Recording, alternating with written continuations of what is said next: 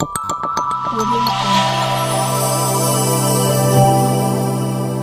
Jungle.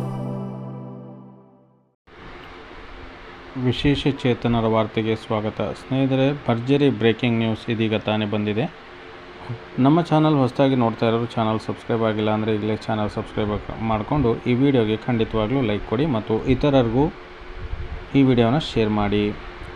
ಈ ಬಾರಿ ಸಚಿವ ಸಂಪುಟ ಸಭೆಯಲ್ಲಿ ಸರ್ಕಾರಿ ನೌಕರರಿಗೆ ಬಂಪರ್ ಸಿಹಿ ಸುದ್ದಿಯನ್ನು ನೀಡಲು ಸಿಎಂ ಮುಂದಾಗಿದ್ದಾರೆ. ನೌಕರರಿಗೆ ಶೇಕಡಾ 27% ವೇತನ ಹೆಚ್ಚಳ ಮಾಡಲು ಸಿಎಂ ಸಿದ್ದರಾಮಯ್ಯ ಮುಂದಾಗಿದ್ದಾರೆ ಎಂದು ತಿಳಿದು ಬಂದಿದೆ. ಇಂದು ನಡೆದ ಸಚಿವ ಸಂಪುಟ ಸಭೆಯಲ್ಲಿ ಸಚಿವರ ಸಲಹೆಯನ್ನು ಮೀರಿ ವೇತನ ಹೆಚ್ಚಳ ಮಾಡಲು ಸಿಎಂ ಒಲವು ತೋರಿದ್ದಾರೆ. ವೇತನ ಆಯೋಗದ ಶಿಫಾರಸುಗಳನ್ನು ಪೂರ್ಣಗೊಳಿಸುವ ಮಾತನಾಡಿ ಸಿಎಂ ಸಿದ್ದರಾಮಯ್ಯನವರು ಶೇಕಡಾ 27% ವೇತನ ಹೆಚ್ಚಳ ಮಾಡಲು ಸೈ ಎಂದಿದ್ದಾರೆ. ನೌಕರರು ನಿರೀಕ್ಷೆ ಮಾಡಿದ ವೇತನ ಹೆಚ್ಚಳ ಜಾರಿಯಾಗುವ ಸಾಧ್ಯತೆ ಇದ್ದು, ಅಂತಿಮ ನಿರ್ಧಾರ ಕೈಗೊಳ್ಳುವ ಅಧಿಕಾರವನ್ನು ಸಂಪುಟ ಸಭೆಗೆ ಸಿಎಂ ಬಿಟ್ಟಿದೆ. ಈ ಕುರಿತು ಮಾಜಿ ಮುಖ್ಯ ಕಾರ್ಯದರ್ಶಿ ಕೆ. ಸುಧಾಕರ್ ರಾವ್ ನೇತೃತ್ವದ 7ನೇ ವೇತನ ಆಯೋಗ ಮಾರ್ಚ್ 16ರಂದು ಅಂತಿಮ ವರದಿ ಸಲ್ಲಿಸಿತ್ತು. ಮುಖ್ಯಮಂತ್ರಿ ಸಿದ್ದರಾಮಯ್ಯ ಅವರಿಗೆ ಅಂತಿಮ ವರದಿ ಸಲ್ಲಿಸಿದ ಆಯೋಗ ಕರ್ನಾಟಕ ಸರ್ಕಾರಿ ನೌಕರರಿಗೆ 27.5% ವೇತನ ಹೆಚ್ಚಿಸಲು ಶಿಫಾರಸು ಮಾಡಿತ್ತು. ವೇತನ ಹೆಚ್ಚಳಕ್ಕೆ ಷಡಾಕ್ಷರಿ ಸಹ ಸ್ವಾಗತ ಕೋರಿದ್ದಾರೆ. ವೇತನ ಹೆಚ್ಚಳ ಪ್ರಸ್ತಾಪವನ್ನು ರಾಜ್ಯ ಸರ್ಕಾರಿ ನೌಕರ ಸಂಘದ ರಾಜ್ಯಾಧ್ಯಕ್ಷ ಸಿ.ಎಸ್. ಷಡಾಕ್ಷರಿ ಸ್ವಾಗತಿಸಿದ್ದಾರೆ. ರಾಜ್ಯ ಸರ್ಕಾರಿ ನೌಕರರ ವೇತನ ಹೆಚ್ಚಳಕ್ಕೆ ವೇತನ ಆಯೋಗ ನೀಡಿರುವ ಶಿಫಾರಸನ್ನು ಒಪ್ಪಿರುವ ಸಿಎಂ ನಡೆ ಸ್ವಾಗತಾರ್ಹವಾದುದು. ಇದರಿಂದ ರಾಜ್ಯದ ಬೊಕ್ಕಸಕ್ಕೆ ಹೆಚ್ಚಿನ ಹೊರೆ ಆಗುವುದಿಲ್ಲ.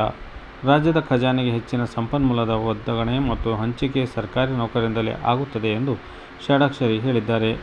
ಹಾಗಾದರೆ ಸಚಿವ ಸಂಪುಟದಲ್ಲಿ ಏನೆಲ್ಲ ನಿರ್ಣಯಗಳಾದವು ಅಂತ ನೋಡೋದಾದರೆ, ಸಚಿವ ಸಂಪುಟದಲ್ಲಿ ಒಟ್ಟು 20 ವಿಷಯಗಳ ಮೇಲೆ ಚರ್ಚೆ ನಡೆದು ನಿರ್ಣಯ ಕೈಗೊಳ್ಳಲಾಗಿದೆ ಎಂದು ಹೇಳಲಾಗಿದೆ. ವಾಣಿಜ್ಯ ಕೈಗಾರಿಕೆ ಇಲಾಖೆಗೆ ಸಂಬಂಧಿಸಿದ ಗಣಿ ಗುತ್ತಿಗೆ ಅವಧಿ ಮುಗಿದ ಕೆಜಿಎಫ್ ಪ್ರದೇಶದಲ್ಲಿ ಕೇಂದ್ರದಿಂದ ಗಣಿ ಚಟುವಟಿಕೆ ಕೈಗೊಳ್ಳಲು ಅನುಮತಿ. ನಿಷ್ಕ್ರಿಯವಾಗಿದ್ದ 1304 ಎಕರೆ ಪ್ರದೇಶದಲ್ಲಿ ಗಣಿ ಗುತ್ತಿಗೆ ಚಟುವಟಿಕೆ ಮುಂದುವರಿಸಲು ಕೇಂದ್ರದ ಪ್ರಸ್ತಾವನೆಗೆ ರಾಜ್ಯ ಸರ್ಕಾರ ಸಮ್ಮತಿ. ಗಣಿ ಚಟುವಟಿಕೆಗಳ ಪ್ರಾರಂಭಕ್ಕೆ ಅನುಮತಿ ನೀಡಲು ಸಂಪುಟ ಗ್ರೀನ್ ಸಿಗ್ನಲ್. ಟ್ರೈನಿಂಗ್ ಡಂಪ್ಸ್ ಬಳಸಿಕೊಂಡು ಗಣಿ ಚಟುವಟಿಕೆ ಮುಂದುವರಿಸಲು ಅವಕಾಶ. 2230 ಎಕರೆ ಭೂಮಿಯನ್ನು ಸರ್ಕಾರಕ್ಕೆ ಕೈಗಾರಿಕಾ ವಸಾಹತು ನಿರ್ಣಯಕ್ಕೆ ಕೆಜಿಎಫ್ನಿಂದ ಸರ್ಕಾರಕ್ಕೆ ನೀಡಬೇಕು.